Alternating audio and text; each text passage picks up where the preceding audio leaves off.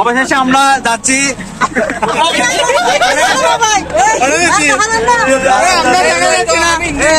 আমাদের জামাই আমাদের কারণে আমরা স্টেশনের মধ্যে জামাকে আমরা ধন্যবাদ। জামাই মুখ্য ভূমিকা রয়েছে আমাদের মোহন ভাই আমাদের মধ্যে চলে আসছে। যখন আমরা বের হচ্ছিলাম তখন প্রচণ্ড বৃষ্টি হচ্ছিল, যার ফলে আমাদের না যাওয়ার সম্ভাবনা ছিল। অবশেষে যখন বৃষ্টি কমলো তখন রাত 1টার দিকে আমরা রওনা দিলাম স্টেশনের দিকে। অবশেষে রাত 3টায় আমরা স্টেশন বসলাম সবাই। আমরা এখন চট্টগ্রাম বর্তমানে রেল স্টেশনে আছি। অল্প কিছুক্ষণের মধ্যে আমাদের ট্রেন চলে আসবে এবং আমরা কক্সবাজার উদ্দেশ্যে রওনা দিব। ট্রেন আসার শব্দ শুনে আমরা ব্যাগ নিয়ে সামনে এগিয়ে যাচ্ছিলাম। এটা ছিল আমাদের ট্রেনে করে প্রথমবারের মতো কক্সবাজারে যাওয়া। এর আগে আমরা অনেকবার গিয়েছিলাম, বা ট্রেনে করে প্রথমবার যাচ্ছি। আসলে ট্রেনে করে যাওয়ার আনন্দটাই অন্যরকম, সেটা না গেলে বলে বোঝানো যায় না। অবশ্যই আমাদের ট্রেন চলে আসলো। একটু পরে আমরা সবাই তাদের ব্যাগপত্র নিয়ে ট্রেনে উঠে যাব।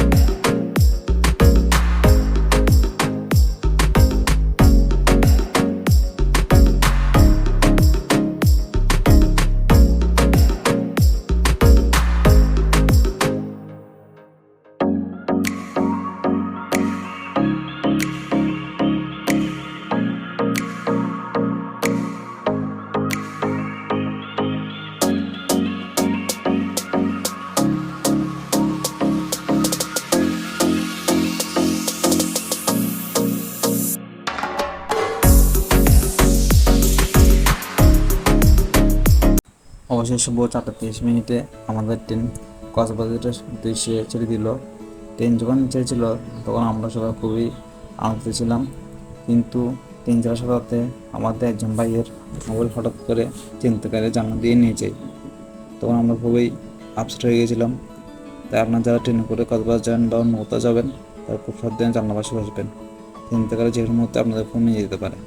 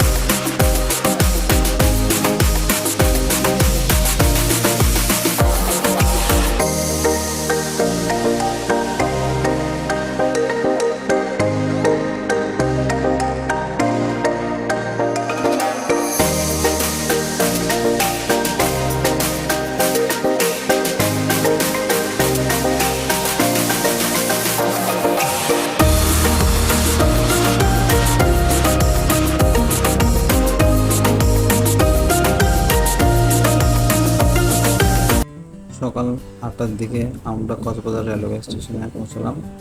আমাদের অনেকদিন ইচ্ছে ছিল ট্রেনে করে কক্সবাজার যাওয়ার। অবশেষে আমাদের সেই ইচ্ছেটা পূর্ণ হলো। আসলে কোনো কিছু ইচ্ছা থাকলে সেটা পূরণ করা উচিত। আমরা সামনে যাচ্ছিলাম আমাদের হোটেল থেকে, যেখানে আমরা হোটেল বুক করেছিলাম থাকার জন্য, সেদিকে যাচ্ছিলাম। সামনে স্টেশন, গাড়ির স্টেশন, সেখান থেকে আমরা গাড়ি নিয়ে হোটেল দিকে রওনা দিই।